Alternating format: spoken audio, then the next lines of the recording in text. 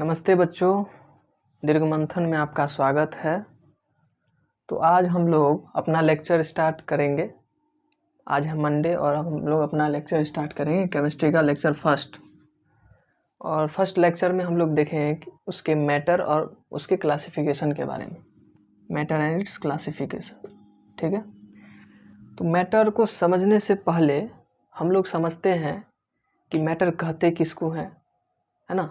जैसे कि एग्जाम्पल के थ्रू समझते हैं कि एग्जाम्पल में अगर हम दें, जैसे रॉक्स हो गया, है ना, बहुत सारे रॉक्स होते हैं पृथ्वी में, बहुत सारे चीज़ हैं, है ना, बहुत अच्छे अच्छे सब्सटेंसेज हैं, जैसे कि रॉक्स हो गए, वाटर हो गए, ठीक है, और एयर हो गए, जिनका आप देखोगे कि फिजिकल अपीयरेंस में डिफरेंसेज हैं, उनके बिहेवियर में डिफरेंसेज हैं। जैसे रॉक्स की अगर हम बात करें तो वो सॉलिड फॉर्म में एग्जिस्ट करेगा, ठीक है, जनरली वो सॉलिड फॉर्म में एग्जिस्ट करेगा। वाटर लिक्विड फॉर्म में एग्जिस्ट करता है इन जनरल, और एयर जो है वो गैसियस स्टेट में जो है वो रहता है। आप लोग देख रहे हैं सॉलिड लिक्विड गैस में है, ठीक है। लेकिन ये जो सब्सटेंसेज हैं, these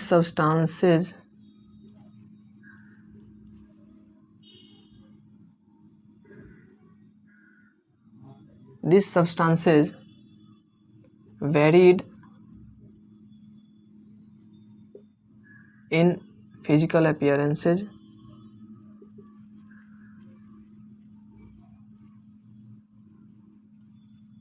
and behavior, ठीक है। तो आप लोग को समझ में आएगा कि ये जो है बिहेवियर और फिजिकल अपीयरेंस में बहुत सारे मतलब डिफरेंस होते हैं, है ना, डिफरेंट होते हैं ये। तो ये बात आप लोग को समझ में आ गई। लेकिन एक चीज़ है, ये जो सब्सटेंसेज हैं, चाहे वो कोई भी सब्सटेंस हो, ठीक है, सिर्फ यही नहीं और भी आप एग्जांपल ले सकते हैं। तो उसमें क्या होता है कि कुछ चीज़ कॉमन होते हैं। जितने भी सब्सटेंसेज हैं वो कुछ ना कुछ स्पेस जो है वो ऑक्यूपाई करता है, उसके पास कुछ मास रहते हैं। तो देखते हैं कि सर्टेन थिंग्स, है ना, this substances have certain things in common,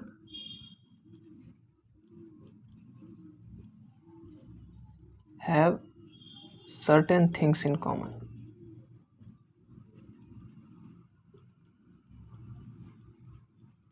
वो कॉमन क्या रहता है बुआ? तो वो रहता है मास एंड स्पेस। और यही मास और स्पेस जो है आपका मैटर का डेफिनेशन बन जाता है, नहीं?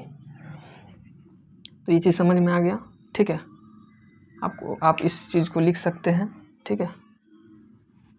हम लोग अब जो है वो मैटर को डिफाइन करते हैं। मैटर किसको बोलेंगे जी? Matter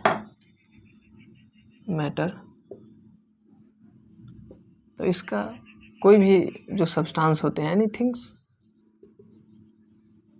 एनीथिंग्स that have some mass, anything that have some mass and occupy some space.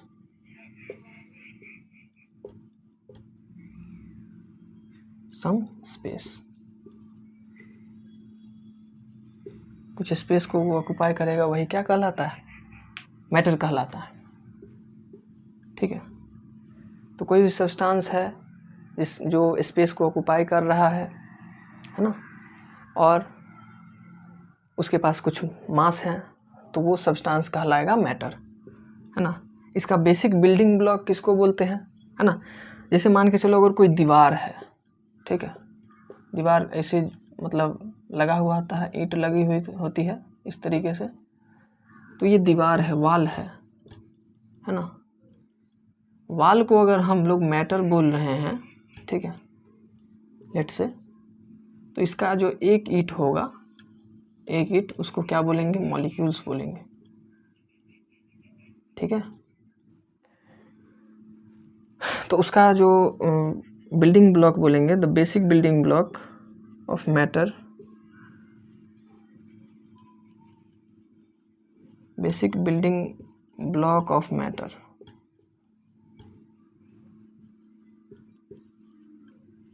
Is known as molecules.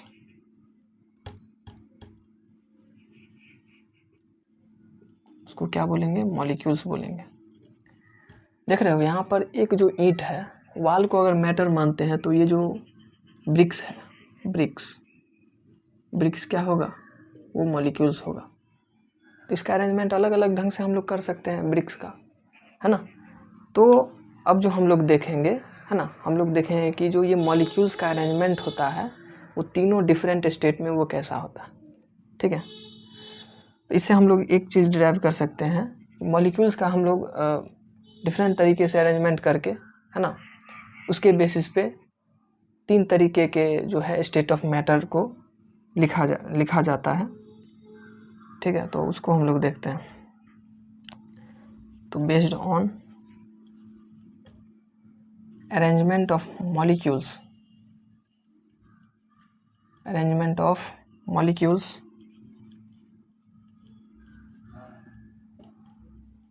Matter can be classified.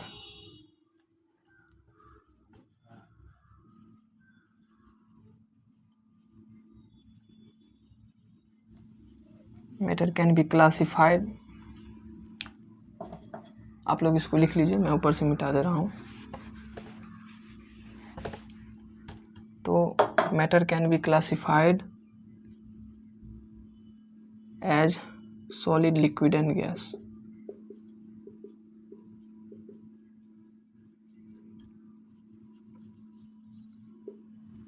ठीक है, आप जो है देख लो यहाँ पर कि अरेंजमेंट जैसे ही मॉलिक्यूल्स का हम लोग देखेंगे क्या उसमें कि आप लोग गौर कीजिएगा कि अलग अलग अरेंजमेंट हम लोग करेंगे उसमें, और अलग अलग अरेंजमेंट में पाएंगे कि उसका फिजिकल अपीयरेंस अलग अलग हो रहा है, उसका जो बिहेवियर है उसमें चेंजिंग आएगा।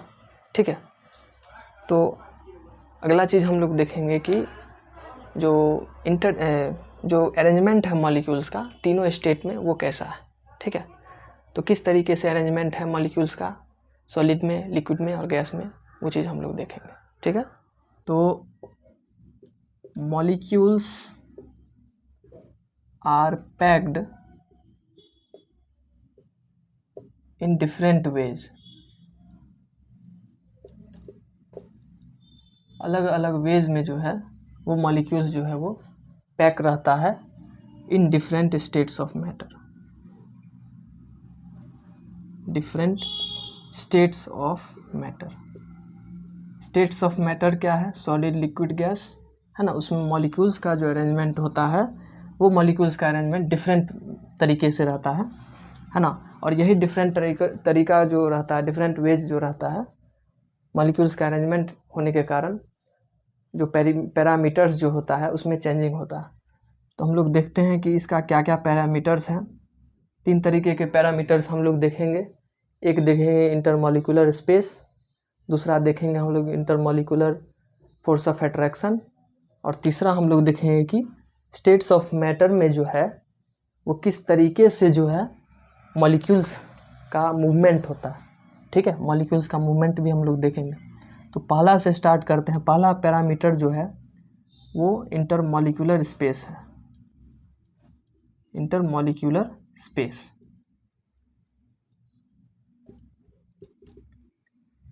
इसको कैसे समझेंगे इंटरमॉलिक्यूलर स्पेस? तो इंटरमॉलिक्यूलर स्पेस जो होता है वो ऐसे अगर मॉलिक्यूल्स का अरेंजमेंट है, ठीक है, तो इसके बीच में जो स्पेस बच जाता है तो वही क्या कहलाता है? इंटरमॉलिक्यूलर स्पेस कहलाता है। तो इसमें ऐसे लिख सकते हैं, द स्पेस बिटवीन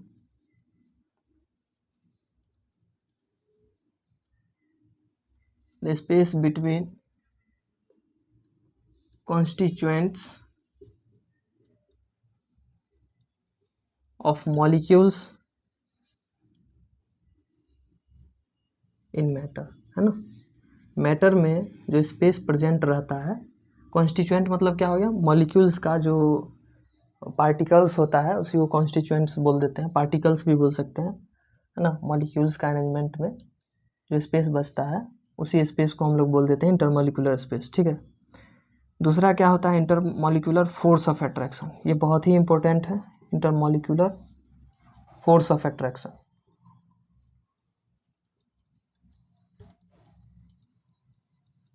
इसको मतलब ये क्या है, इंटरमॉलिक्यूलर फोर्स ऑफ अट्रैक्शन, जैसे कि हम बताए, है ना। तो अगर दो या दो से ज़्यादा मॉलिक्यूल्स हैं, है ना, वो क्या करते हैं, एक दूसरे को फोर्स लगाते हैं, ठीक है। दो मॉलिक्यूल्स हैं, ये आपस में फोर्स लगाएंगे, ये है ना, अलग अलग फोर्स लगेगा इसमें। दो तरीके के फोर्स रहते हैं इसमें, ठीक है। एक होता है एडहेसिव फोर्स, एक होता है कोहेसिव फोर्स, वो भी डिस्कस करेंगे। पहले समझते हैं कि जो मॉलिक्यूलर फोर्स ऑफ अट्रैक्शन जो है वो दो या दो से ज़्यादा मॉलिक्यूल्स में लग सकता है, ठीक है। तो इसको कैसे लिखेंगे, इंटरमॉलिक्यूलर फोर्स ऑफ अट्रैक्शन को कैसे लिखेंगे। The force of attraction exist, force of attraction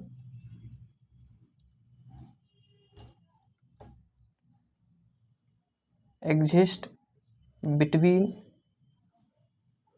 या एग्जिस्ट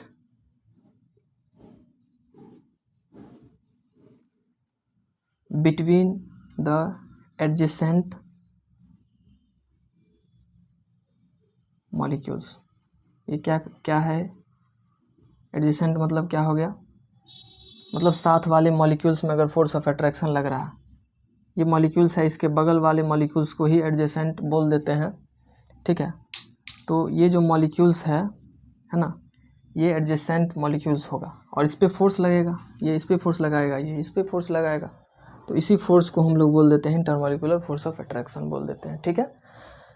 तो इसको लिख लीजिए, है ना, हम इसको मिटा दे रहे हैं ऊपर से।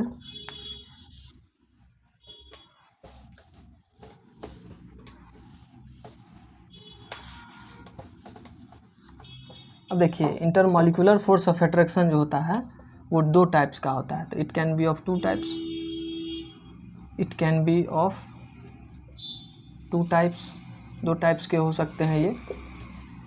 एक होता है कोहेसिव फोर्स। कोहेसिव फोर्स किसको बोलते हैं, आइए समझते हैं, ठीक है। कोहेसिव फोर्स है ना, जब फोर्स ऑफ अट्रैक्शन लगेगा, सेम सब्सटेंस पे जब फोर्स ऑफ अट्रैक्शन लगेगा, है ना, सेम सब्सटेंस के जो मॉलिक्यूल्स होते हैं आपस में जब फोर्स लगाएंगे तो वो क्या हो जाएगा, वो कोहेसिव फोर्स हो जाएगा। जैसे, है ना, यही अगर हम ले लें कि ये दोनों वाटर का मॉलिक्यूल्स है, दोनों आपस पे क्या लगा रहे हैं, फोर्स ऑफ अट्रैक्शन लगा रहे हैं, तो ये जो फोर्स ऑफ अट्रैक्शन होगा वो होगा कोहेसिव फोर्स, ठीक है। इसको ऐसे लिख सकते हैं कि फोर्स ऑफ अट्रैक्शन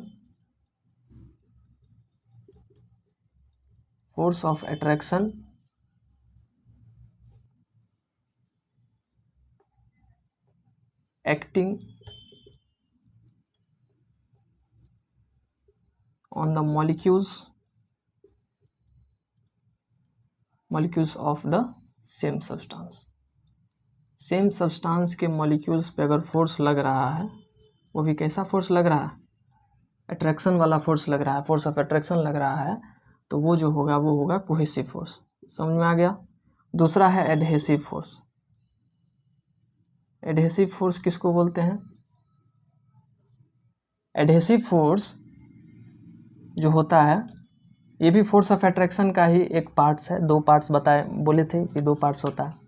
इसमें क्या होता है कि दो अलग अलग जो सब्सटेंस होते हैं उसके बीच में, उसके मॉलिक्यूल्स के बीच में जब फोर्स लगेगा, जैसे ये अलग सब्सटेंस का मॉलिक्यूल्स है, ये अलग सब्सटेंस का मॉलिक्यूल्स है, तो वो दोनों मॉलिक्यूल्स जो है आपस में फोर्स लगाएंगे तो वो फोर्स होगा एडहेसिव फोर्स, ठीक है।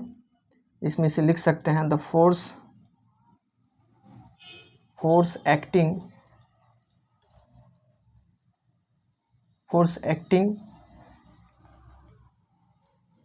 on the molecules of different substance। Different substance के मॉलिक्यूल्स पे जब फोर्स लगेगा वो भी कैसा फोर्स ऑफ अट्रैक्शन, ठीक है। तो उस फोर्स को हम लोग बोलेंगे एडहेसिव फोर्स। एक बार फिर समझ लेते हैं कि कोहेसिव फोर्स किसको बोलते हैं और एडहेसिव फोर्स किसको बोलते हैं। जैसे मान के चलिए कि अगर वाटर का मॉलिक्यूल्स है ना, वाटर का 2 मॉलिक्यूल्स अगर वाटर का है तो वाटर तो सेम सब्सटेंस हो गया, उसके 2 मॉलिक्यूल्स अगर हम ले रहे हैं तो सेम सब्सटेंस के 2 मॉलिक्यूल्स के बीच में अगर फोर्स लग रहा है तो वो फोर्स कहलाएगा कोहेसिव फोर्स, ठीक है। और दूसरा जो है वो है एडहेसिव फोर्स। एडहेसिव फोर्स क्या होता है, तो एडहेसिव फोर्स में जब डिफरेंट सब्सटेंस रहेंगे, ठीक है, जब डिफरेंट सब्सटेंस रहेंगे और उसके बीच में जब फोर्स लगेगा, उसके मॉलिक्यूल्स के बीच में जब फोर्स लगेगा तो उस फोर्स को बोलेंगे एडहेसिव फोर्स। जैसे एग्जांपल के तौर पे अगर हम लें कि ग्लास, अगर शीशे का ग्लास ले लें, ठीक है, और उसमें जब अगर हम लोग वाटर ड्रॉपलेट्स देखते हैं कि छोटा मतलब वाटर ड्रॉपलेट जो होता है वो चिपका हुआ रहता है ना, तो वो वाटर ड्रॉपलेट्स जो है और ग्लास का मॉलिक्यूल्स जो है वो डिफरेंट सब्सटेंस हो गया और वाटर का मॉलिक्यूल्स हो गया वो भी डिफरेंट मॉलिक्यूल्स हो गया, है ना, डिफरेंट सब्सटेंस का मॉलिक्यूल्स है दोनों, तो दोनों के बीच में क्या लग रहा है, फोर्स लग रहा है, और उसी फोर्स को हम लोग बोल देते हैं एडहेसिव फोर्स, ठीक है। समझ गए हैं ये, ठीक है, cohesive force and adhesive force, ठीक है, इसको आप लोग लिख लीजिए, है ना।